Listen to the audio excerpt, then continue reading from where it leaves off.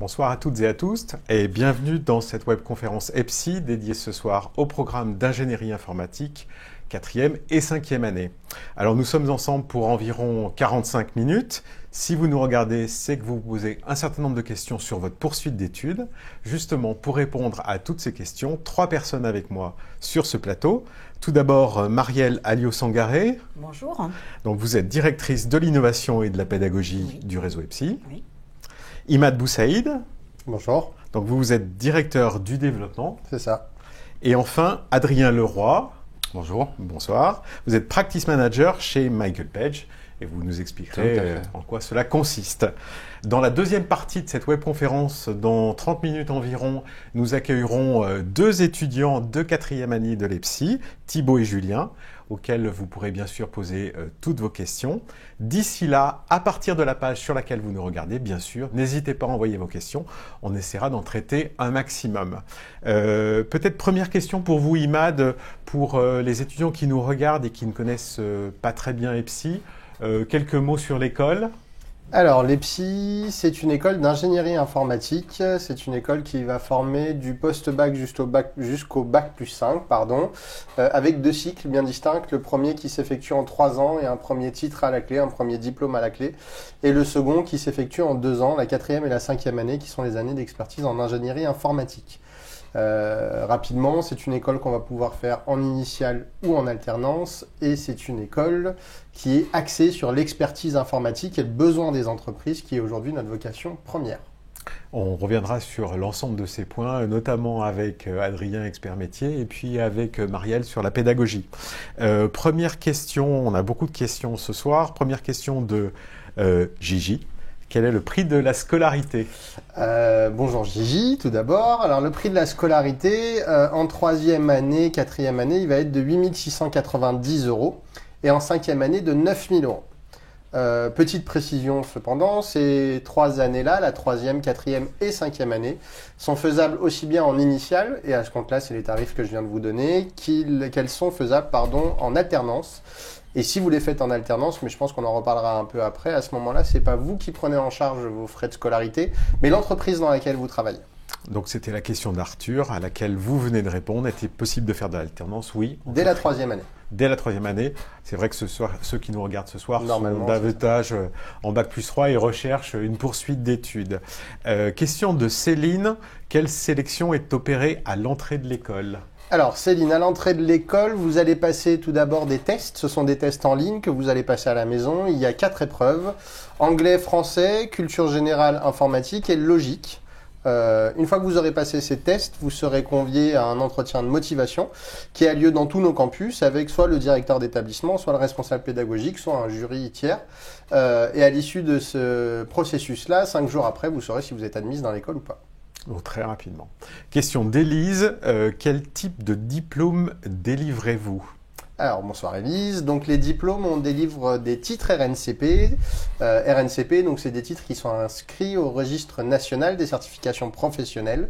En bac plus 3, c'est un titre de niveau 2 et en bac plus 5, c'est un titre de niveau 1. Donc, c'est le plus haut niveau. C'est le plus haut niveau du RNCP. Et c'est ce qui équivaut à un bac plus 5 aujourd'hui sur le marché. D'accord. Alors, toujours en termes de diplôme, on a une question d'Alix. Délivrez-vous un diplôme d'ingénieur ? Non. Marielle ? Nous ne sommes pas une école d'ingénieurs. Enfin, nous ne sommes pas une école CTI. Nous avons choisi d'être une école qui dépend en fait du ministère du Travail. Donc, nos titres sont des titres RNCP reconnus par l'État et reconnus par le ministère du Travail. Très bien. Donc c'est un choix. C'est un choix délibéré totalement. Et on reviendra d'ailleurs sur l'élément professionnalisation. Oui, on verra. Question d'Émilie. Est-ce qu'il y a une limite d'âge ? J'ai 37 ans et j'aimerais me reconvertir dans les métiers de l'informatique. Est-ce possible ? Absolument. Limite d'âge, pas de limite d'âge ? Il n'y a aucune limite d'âge chez nous et c'est d'ailleurs pour ça, et vous le verrez tout au long de cette webconf, qu'on ne parle pas d'étudiants mais bien d'apprenants. Puisque c'est plus générique, donc à 37 ans, à 45 ans, à 21 ans, peu importe. Si vous avez un vrai projet professionnel autour de l'informatique, il ne faut pas hésiter à nous contacter. Très bien. Et c'est de plus en plus d'ailleurs le cas. On a de plus en plus de demandes en fait de reconversion. Donc c'est très intéressant effectivement de pouvoir. On peut, en fait, ce sont des compétences professionnelles, donc on peut à tout âge suivre ce programme d'ingénierie en fait informatique. Alors, encore d'autres questions de nos internautes ce soir. Question de Zizou. Qu'est-ce que le paquet psy? Mad, vous répondez? Bien sûr, et puis c'est Zizou en plus, donc forcément. Alors Zizou, le paquet psy, c'est un ensemble de ressources qui est à votre disposition à chacune de vos années, qui vous permet d'approfondir vos compétences, et c'est également l'endroit où vous pourrez passer une fois par an une certification professionnelle, une certification éditeur la plupart du temps d'ailleurs, qui ne feront qu'augmenter votre valeur sur le marché du travail. Je pense que vous ne nous direz pas l'inverse. Alors tout à fait, je vous confirme. Question de Thomas, doit-on payer pour envoyer une candidature? Oui Thomas, l'accès aux sélections est payante, 90 € en 3e année, 100 € en 4e et 5e année. Comme beaucoup d'écoles aujourd'hui, effectivement, vous devrez payer pour candidater. Cependant, ce que l'on fait souvent, et je vous conseille vivement de le faire, c'est de contacter le campus avant de candidater pour bien juste vérifier que votre projet est en phase avec ce que l'on propose et ne pas vous retrouver avec une dépense inutile. Donc, contactez son campus de proximité. De proximité. Il y en a 8 dans toute la France. Question de Sarah. Jusqu'à quand peut-on s'inscrire? Alors Sarah, je ne sais pas en quelle année tu souhaites postuler, que ce soit en 3e ou en 4e ou en 5e année. On peut s'inscrire potentiellement jusqu'au mois de septembre. Simplement, la limite... Potentiellement. Potentiellement. La limite qu'on a aujourd'hui, c'est le nombre de chaises où on peut asseoir des apprenants. Donc si une classe est pleine, forcément, Sarah, tu pourrais être la meilleure étudiante du monde, la meilleure apprenante du monde. On ne pourra pas te prendre. Donc ce que je te conseille, c'est que dès que ton projet est bien défini, ne tarde pas à postuler. Encore plus si tu es en recherche d'alternance. On reviendra sur les modalités d'inscription puisqu'on a un certain nombre de questions.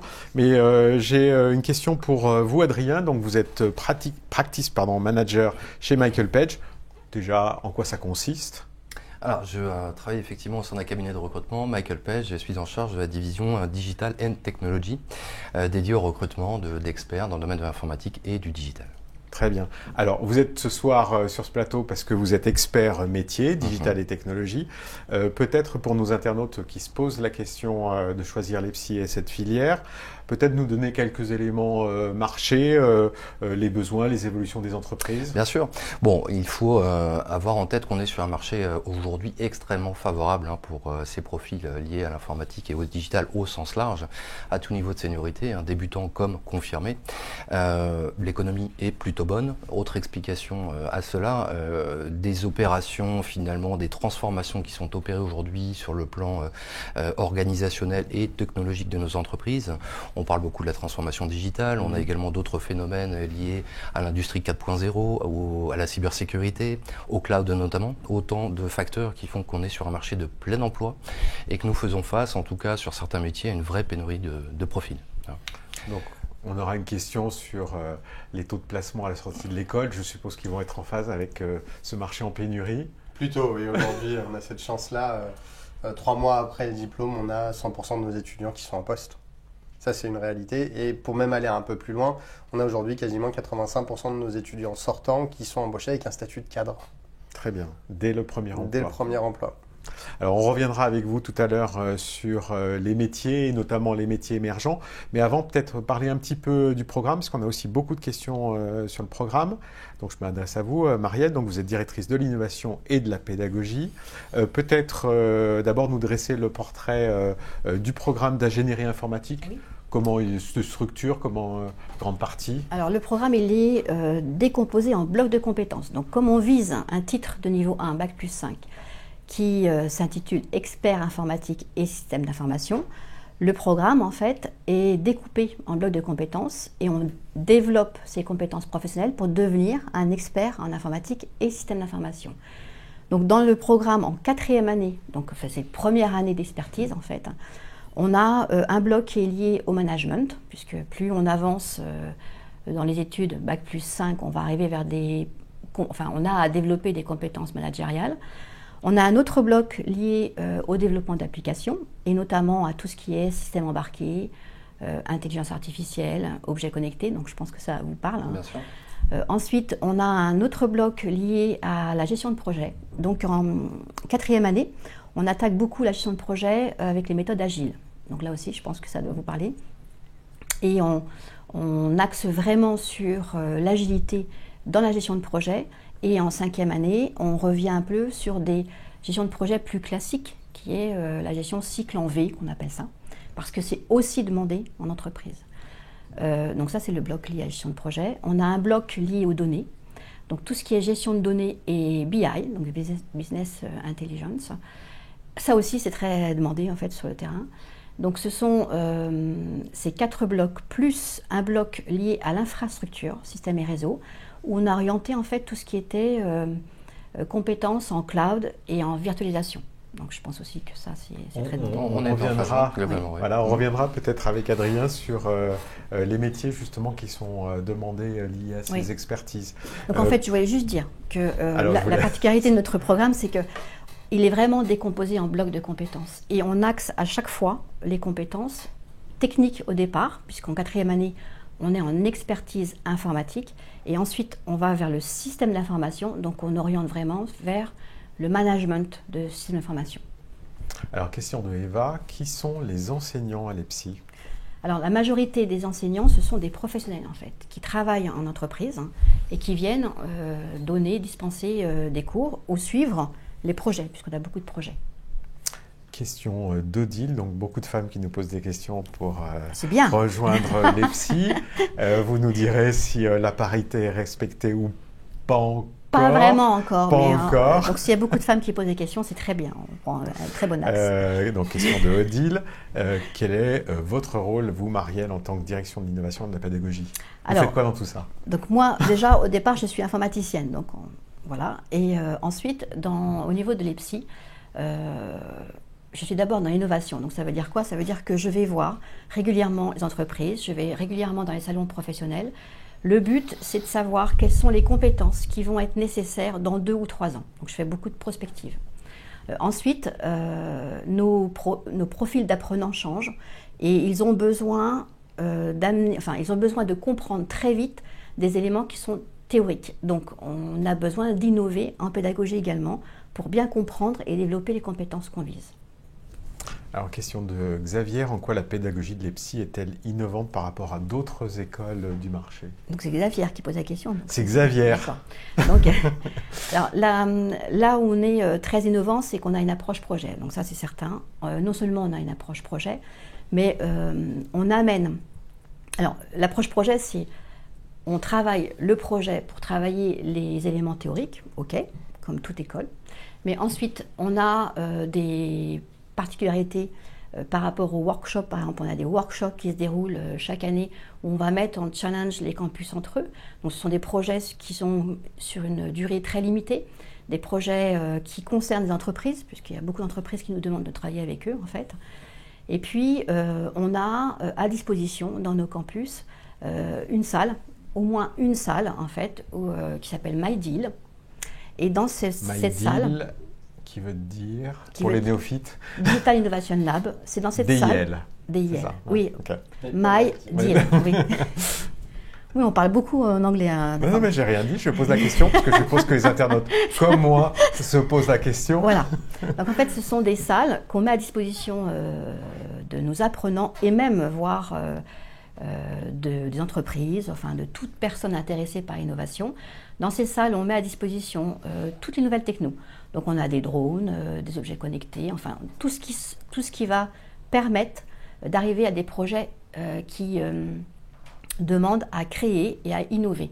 Donc on a besoin de jeunes apprenants, voilà, qui s'amusent parce qu'ils créent en fait et ils innovent. Et MyDeal est fait pour ça.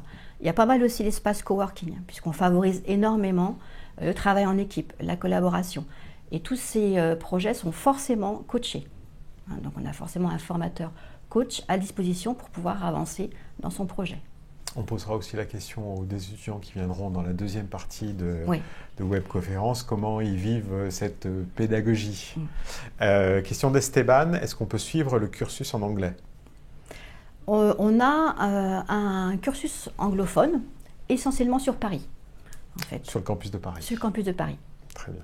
Alors, Pauline demandait qu'est-ce que l'Innovation Lab, donc c'est MyDeal. C'est MyDeal, en fait. Que vous venez de présenter. Ce sont des espaces très importants. Hein. Ça permet de réfléchir, de créer, d'innover. En fait, il faut que ça soit bouillonnant. L'informatique, c'est une passion. Donc, il faut qu'on travaille... Oui, c'est une passion, en fait. Donc, dans les projets, on avance en créant. Ça, c'est très important.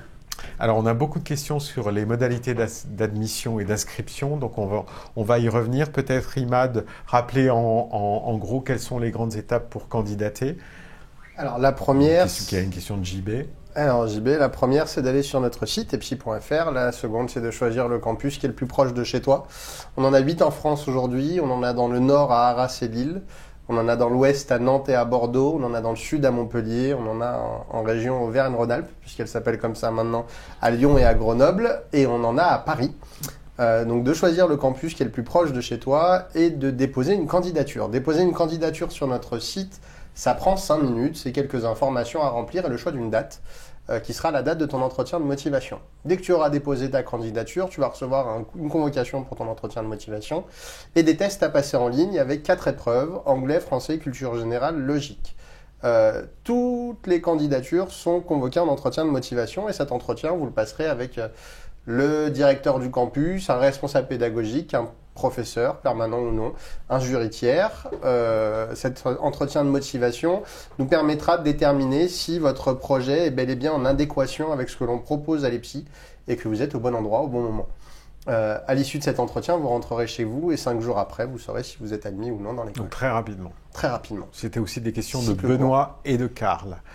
Question de Julien sur le même... vous voyez, les garçons se réveillent. Question de Julien, y a-t-il une barre d'admissibilité ou de sélectivité ? Il y a une barre d'admissibilité ou de sélectivité, effectivement, Julien, mais elle ne fonctionne pas forcément comme on entend traditionnellement. Chez nous, l'admissibilité et la sélectivité, voilà, j'y suis arrivé, vont dépendre de 2 critères. Le premier, c'est que ton projet soit en adéquation avec ce que l'on propose. Ça, c'est une première chose. Et la seconde, c'est, même si on ne demande pas à un apprenant entrant de nous signer ce qu'il va faire sur les 3, 5 ou 10 ans à venir, parce que c'est aussi le but d'une école aujourd'hui, c'est d'apprendre, c'est de créer, c'est de se réinventer. Marielle le disait très bien juste avant. Même si on ne va pas demander ça à un apprenant, on lui demande d'avoir une certitude du domaine dans lequel il veut évoluer. Donc si on rencontre ces éléments-là, ce qu'on appelle l'entretien de motivation chez nous, c'est comme ça qu'on passe cette barre d'admissibilité et de sélectivité à l'EPSI. Après, la seule contrainte qu'on peut avoir, c'est une contrainte de place disponible. Surtout pour les admissions parallèles, alors elles sont possibles en 3e, 4e et 5e année, mais comme vous l'imaginez assez facilement, en même temps que les admissions parallèles, on a le flux de nos propres étudiants internes qui arrivent. Donc, le seul qui ont pu rentrer en post-bac. Qui, eux, sont rentrés en post-bac. Donc, le seul conseil que je peux donner, c'est qu'à partir du moment où, effectivement, le projet est bien défini, il ne faut pas perdre de temps pour aller candidater, surtout à cette période de l'année. Alors, question de Seb. Comment se prépare-t-on à l'oral ? Quels types de questions sont posées ? Alors, les types de questions, ça se décompose en 3 parties. La première, on va vous demander d'où vous venez, ce que vous avez fait jusque-là, d'expliquer votre parcours et la cohérence ou parfois la non-cohérence de votre parcours, puisqu'on voit des parcours un peu atypiques émerger. Il faut juste savoir l'expliquer. Il faut juste savoir l'expliquer, voilà, c'est absolument pas un frein. La seconde, c'est sur le pourquoi vous êtes là, ce que vous avez compris de l'endroit où vous êtes, ce que cela va vous apporter. Et la troisième, sur ce que vous voulez faire demain. En fait, l'entretien de motivation, c'est passé, présent, futur, tout simplement. Alors, question de Charlotte, qui est le jury ? Alors, le jury peut être composé du directeur d'établissement, du prof, un formateur, un responsable pédagogique. Bien sûr. Ça peut être en fait des personnes de métiers différents. Mais des professionnels. Mais des professionnels, totalement, oui. D'accord. Question de Rémi, peut-on passer le concours sur un campus et faire sa scolarité sur un autre campus ? Absolument Rémi, tu peux tout à fait passer ton concours à Arras et pour une question de climat, aller faire tes études à Montpellier. Ce n'est absolument pas un problème. Pour une question de climat. Ou l'inverse, pour des questions de climat aussi. C'est absolument pas un problème. Ça, on a une homogénéité de réseau qui nous permet d'avoir ces ventilations assez facilement. Et le programme est le même en fait. Même partout. Le programme est au niveau national, donc il n'y a pas de problème pour changer de campus. Question de Stéphane, en quoi consistent les tests de compétences lors de la demi-journée de sélection ? Alors, c'est ce que j'expliquais tout à l'heure. Il y a 4 épreuves. Ce ne sont pas des tests de compétences. C'est une photo qui est faite de l'apprenant au moment où il arrive. C'est ce que l'on passe chez nous. Ce sont des tests qui nous servent plus d'évaluation que d'admission d'ailleurs, puisque l'admission, elle va se jouer vraiment sur l'entretien de motivation. Par contre, les 4 épreuves, parce que je pense que c'est ce qui préoccupe... Dis-moi, j'ai son prénom. Stéphane, pardon, merci. Les 4 épreuves, c'est anglais. Je ne vais pas expliquer pourquoi l'anglais c'est important en informatique, je pense que c'est évident. On ne va pas compter le nombre de mots anglais qu'on a utilisés aujourd'hui. Voilà, on va éviter, je pense que c'est mieux. Le français, parce que tout informaticien que vous êtes pour vous exprimer, c'est important et je pense que Le recruteur qui nous fait la joie d'être là ne nous dira pas le contraire. La culture générale avec un axe informatique important et la logique. Question de Alix. Quelles qualités faut-il réunir pour rentrer à l'EPSI ? On posera la question aussi aux deux étudiants je pense qui, eux, devaient avoir les qualités requises pour rentrer. C'est compliqué de donner une réponse type Ouais. parce qu'on a la joie aujourd'hui à l'EPSI et c'est un vrai bonheur de ne pas avoir un étudiant type. C'est-à-dire qu'on n'en a pas deux qui se ressemblent. Il faut déjà avoir envie d'apprendre beaucoup et de Ouais, se je pense remettre que en la cause base, c'est ça. régulièrement. Parce que l'informatique, on se remet en cause régulièrement. On est vite, on peut être vite dépassé si on ne se remet pas à jour, on ne fait pas de la veille. La veille, c'est fondamental. Donc, il faut aimer, en fait, se remettre en cause régulièrement. Marielle le disait tout à l'heure à très juste titre et le vivait en le disant, Passionné. c'est un métier de passion. Il faut être passionné. On va avancer parce qu'on a encore beaucoup de questions sur les admissions, mais on y reviendra un petit peu plus tard. On a parlé de la structure du programme. Moi, je voudrais que Adrien, qui est notre expert métier, peut-être nous revienne sur ces métiers. On a vu la structure et la façon dont était conçu le programme d'ingénierie informatique. Peut-être nous dire quelles sont les grandes familles de métiers et puis citer aussi quelques métiers émergents. Marielle l'a dit, les métiers changent tout le temps. Tout à fait. Je constate tout d'abord que vous êtes complètement aligné avec les dernières tendances du marché. C'est une très bonne chose. C'est rassurant. Au-delà des fonctions historiques et régaliennes autour de la gestion des infrastructures, de la gestion de projets, des architectures d'entreprise ou des ERP par exemple, on note, il est vrai, depuis 2 ans, de nouveaux métiers émergents liés au digital, liés à pas mal de choses qui bougent effectivement très très vite. Donc la cybersécurité, on en a discuté, est un vrai sujet aujourd'hui. On trouvait sur cette filière beaucoup de demandes il y a encore 2 ans, plutôt auprès de grandes institutions publiques ou du secteur de la défense. Aujourd'hui, ce sont des recruteurs qui se déportent progressivement du côté des sociétés utilisatrices. Toutes les fonctions liées à la maîtrise des méthodologies agiles, on en parlait tout à l'heure, les Scrum Masters, les coachs agiles, les Product Owners, peut-être que ce sont des sujets qui sont en cours de réflexion chez vous. Le cloud, bien évidemment, la réalité virtuelle, augmentée, autant de sujets qui aujourd'hui vous offrent, vous étudiants, la possibilité de rebondir sur des sujets extrêmement diversifiés. D'ailleurs, c'est ce qui nous a fait réfléchir sur des parcours en spécialité. Effectivement, la sécurité informatique et la cybersécurité, c'est un de nos parcours en SP en fait. La data, le big data, c'est aussi un autre parcours qu'on propose. Et tout ce qui est réalité augmentée, intelligence artificielle, système embarqué, on les a dans les blocs socles. De même, tout ce qui est... Ça fait partie des basiques. Ça fait partie des basiques. Et c'est important pour un expert informatique d'avoir ces éléments-là, en fait. Bien sûr. Alors, une question de Mohamed. Justement, je veux travailler dans le secteur des objets connectés. Est-ce que l'EPSI offre une formation spécifique ? Elle n'est pas spécifique, elle est partie intégrante dans notre programme d'ingénierie informatique. Ce n'est plus une spé, en fait. Ça vient... c'est presque normal. En fait, on doit faire presque normal. On doit attaquer l'objet connecté de façon standard dans un programme d'expertise informatique. Donc, c'est dans notre programme. Bon, d'autant qu'on va retrouver ces concepts un petit peu partout demain. On parle beaucoup du smart building, de la smart city. Voilà. Ce sont des sujets qui seront incontournables très très vite, probablement beaucoup plus vite qu'on ne le pense d'ailleurs.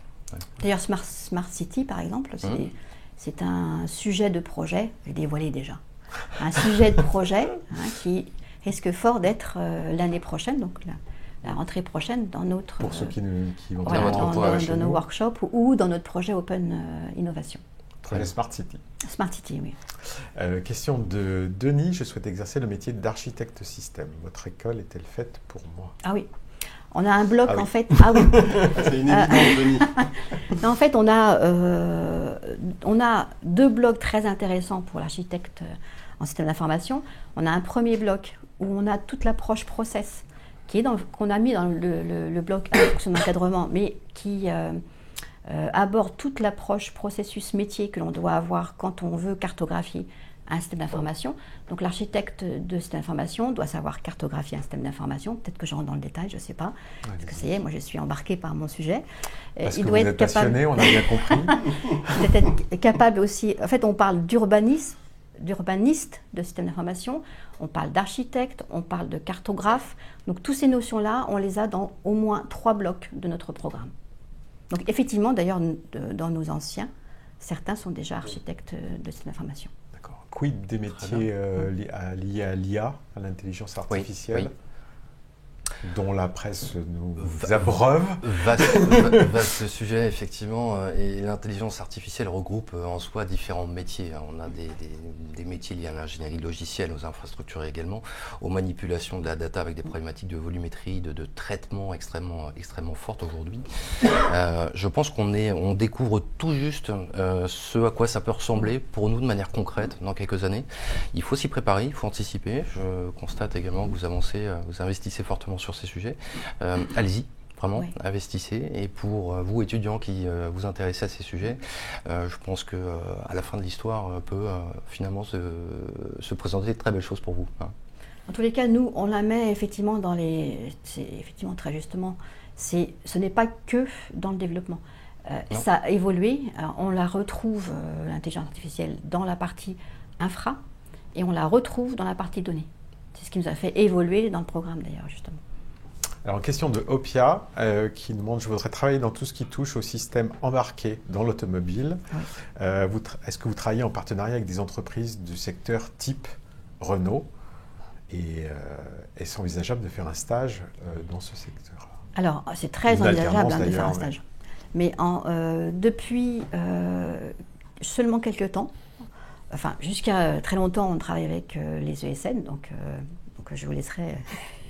ESN pour par rapport Entreprise des services numériques. Donc effectivement, je pense que c'est un des secteurs qui demande, on va dire, les environnements d'entreprise qui demandent beaucoup d'informaticiens.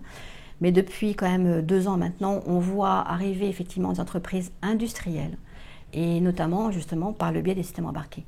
Donc on a de plus en plus d'entreprises industrielles qui nous demandent des jeunes. Donc effectivement, c'est totalement compatible avec ce qu'on propose à l'EPSI. C'est Thomas qui posait la question, c'est ça? C'était Opia. Opia. Là, je peux peut-être répondre à ta question de manière un peu plus concrète, puisqu'en l'occurrence, je travaille pour Renault autour des véhicules connectés autonomes. Que ce soit Renault ou tout autre constructeur, aujourd'hui, chacun dispose d'une division à part entière dédiée à ces sujets-là. À l'informatique embarquée? Oui, et plus particulièrement aux véhicules connectés et autonomes. Qui plus est à dimension internationale, avec énormément de partenaires de type start-up, éditeurs de logiciels spécialisés. Ce sont des structures relativement récentes qui recrutent à tour de bras. Intéressez-vous également à ce type de société très très innovante. Donc il y a de l'emploi. Il y a de l'emploi. Question de Oliver99, j'aimerais être capable de concevoir des logiciels. L'EPSI est-elle faite pour moi? Ah oui, alors là, en fait, dans la partie application, quand on parle de bloc de compétences liés au développement d'applications, c'est ça en fait. On développe des solutions logicielles. On a un besoin utilisateur et on exprime ce besoin. Donc nous sommes derrière et nous développons une solution logicielle qui doit répondre au moins à 100% aux besoins exprimés. Quelques petites questions encore sur les modalités d'admission, notamment le Duc qui dit salut à toute l'équipe. Bonjour le Duc. Bonjour. Je suis étudiant camerounais titulaire d'une licence en informatique, option architecture et réseau. J'aimerais continuer à l'EPSI. Comment puis-je faire pour avoir une admission? Alors, c'est un étudiant camerounais, c'est ça? Oui. Donc, le Duc, on a une cellule qui est faite pour toi, qui s'appelle FIGS, France International Graduate School, FIGS. Tu vas trouver leur site assez facilement, et c'est eux qui s'occupent pour nous, avec nous d'ailleurs, c'est eux qui s'occupent avec nous du recrutement des étudiants internationaux, et qui vont pouvoir t'aider et t'accompagner, notamment dans toutes les démarches de visa et de venue pour poursuivre tes études à l'EPSI. Très bien. Question sur l'international. Toujours, je veux partir au moins une fois à l'étranger pendant l'école. Est-ce que l'EPSI propose ce type d'expérience? Et si possible, avec une université américaine? Question de Andresen. Andresen, c'est plutôt une bonne idée de partir à l'étranger, au moins pour avoir une expérience, effectivement. Je pense que les recruteurs ne diront pas le contraire, mais ça apporte une richesse. Ça peut être un vrai accélérateur de carrière. Bien sûr. Donc c'est plutôt une bonne idée. Tu pourras le faire à l'EPSI en 4e et 5e année sans aucun souci, sur un semestre ou plus. À aujourd'hui, nous avons 2 partenaires principaux avec lesquels nous travaillons, qui sont l'Australie et le Canada. Avec 2 formules un peu différentes. L'Australie, effectivement, pendant le cursus. Et le Canada, on est plutôt sur une 6e année, une année qui vient post-cursus EPSI et qui permet de valider un double diplôme. Donc, c'est tout à fait envisageable par le biais du double cursus. C'est aussi envisageable, et à ce compte-là, sur n'importe quel pays, n'importe quel continent, par le biais du stage en entreprise que tu pourras faire en 3e, 4e ou 5e année. Et là, tu pourras le faire dans le pays de ton choix. Alors, question de l'AMPRE pour vous, Adrien, je pense. Ingénieur informaticien, ce n'est pas un métier avec peu de débouchés et beaucoup de concurrence? Beaucoup de concurrence, non. Beaucoup de débouchés, oui. Ah, d'accord. C'est ce qu'on se disait tout à l'heure, Imad. Il est beaucoup plus confortable aujourd'hui d'être candidat que recruteur. D'accord. Et la c'est un France métier avec plein d'opportunités. Oui, tout à fait. On n'a pas parlé aussi de cet écosystème très dynamique autour des startups en France. La France est vraiment réputée comme étant un tissu extrêmement pointu sur ce type de structure, de positionnement. Il est clair qu'aujourd'hui, nous avons un manque important de candidats, de compétences, de talents pour répondre à l'ensemble des besoins de nos entreprises. Bon, pour vous rassurer l'AMPRE.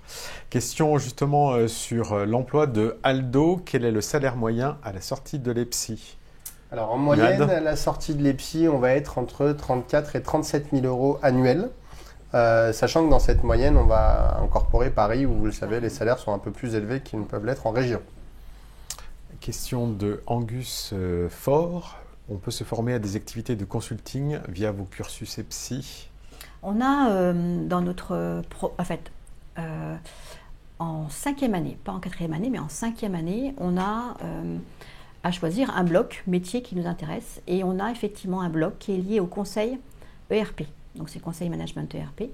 Et dans ce bloc, en fait, on développe des compétences en gestion de projet ERP. Donc c'est aussi et surtout, au travail on forme au travail de consultants. Donc on est plus sur une orientation conseil ERP.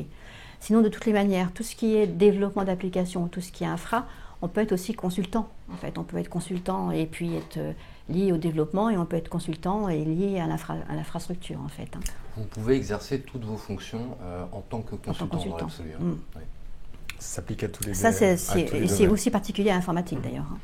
Alors, question de Mathias. On peut intégrer ce programme seulement à partir du Master 1, point d'interrogation? Non. Non. On peut l'intégrer à partir de la 3e année, de la 4e, de la 5e. Même même de la première, c'est pas une mauvaise idée, c'est même une meilleure idée accessoirement. Effectivement, on peut l'intégrer à peu près tous les cycles sans aucun problème. Hein. Voilà, on a beaucoup de questions sur les niveaux d'entrée, donc on peut faire du post-bac. Jusqu'à la 5e année. Toutes les années, on peut rentrer. Toutes les années, on peut rentrer. On a pas mal, parce qu'on a beaucoup de questions et le temps avance. Avec une licence pro informatique? Pas de souci pour rentrer en 4e année, c'est plutôt un bon parcours pour venir chez nous. Après une école de développeur, je vous l'ai fait toutes. Hein. Oui, après une école de développeur. Question de Yanis, question de Anaël.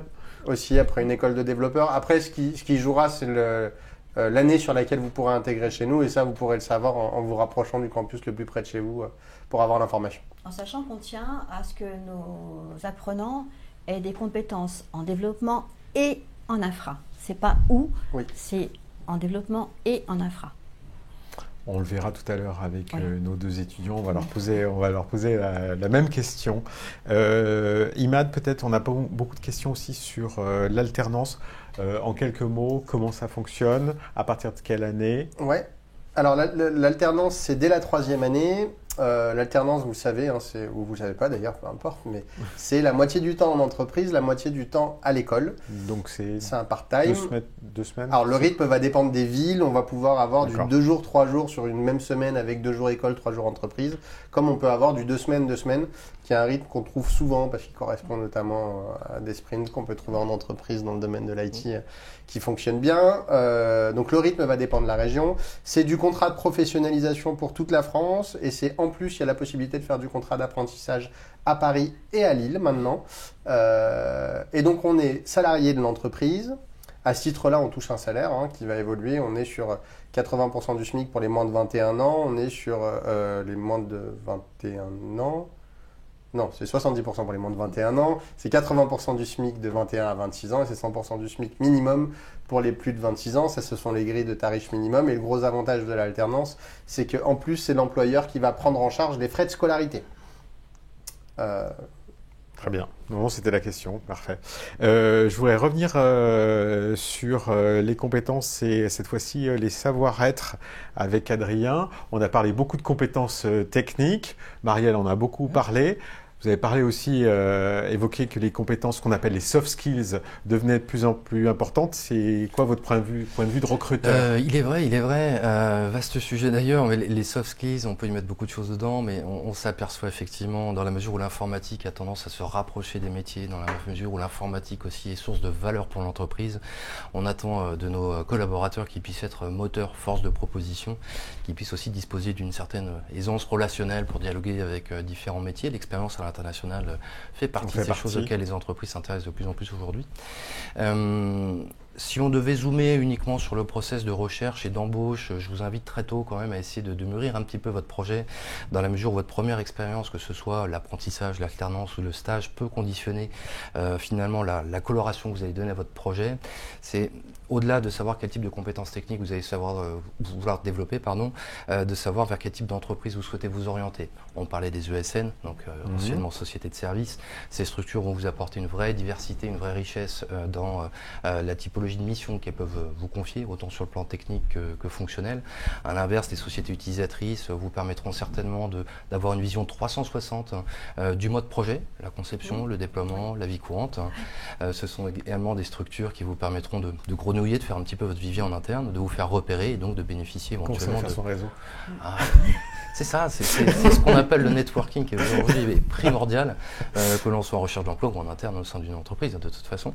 Voilà, ce type de structure peut vous permettre de bénéficier peut-être de mobilité ou de prise de responsabilité peut-être un petit peu plus rapide qu'ailleurs, notamment. Alors, le temps avance, on a encore beaucoup de questions. Peut-être Marielle, pour conclure sur cette première partie, peut-être rappeler quelques points forts et puis aussi rappeler aussi comment on adresse tout ce qui est soft skills dans un programme comme celui de l'EPSI. Oui, parce que c'est très important. En fait, dans nos programmes, d'ailleurs quels qu'ils soient, on a toujours un bloc lié aux compétences qu'on appelle transversales. Donc c'est là où on a tout ce qui est communication, tout ce qui est en langue française et en langue anglaise, tout ce qui est savoir-être, tout ce qui est networking, justement. En fait, on a un module qui s'appelle développement professionnel et networking. Et puis, on aide à développer les savoir-être, c'est-à-dire être bien dans sa peau. Quand on est bien dans sa peau, on peut communiquer, on peut expliquer, on peut être devant un... Quand on travaille avec le client, on est très souvent on est amené à expliquer notre projet, etc. Donc on doit être capable d'expliquer, de parler à n'importe quelle personne de n'importe quel métier en fait. Et ça, on le développe dans tous nos programmes. Et ce qui est très important, c'est que notre bloc justement de compétences transversales est pour nous aussi important qu'un bloc de compétences professionnelles techniques. Donc ça, c'est fondamental. Informaticien, homme de communication alors. Homme ou femme de communication. On le constate au quotidien. Nos entreprises aujourd'hui sont capables de miser sur un talent, ce qu'on appelle nous un culture fit aussi, l'adéquation d'une personnalité avec une culture d'entreprise, sans forcément s'assurer que toutes les compétences techniques soient au rendez-vous. On place de plus en plus le curseur vers justement le relationnel, les soft skills, plus que vers les compétences, qui peuvent de toute façon se combler, en tout cas plus facilement. Alors ça sera le mot de la fin. Il me reste à vous remercier. Merci Adrien, merci Imad. Merci. Marielle, vous restez avec moi pour la deuxième partie, donc ne zappez pas, on se retrouve d'ici quelques secondes avec Thibaut et Julien, auxquels vous pourrez poser toutes vos questions.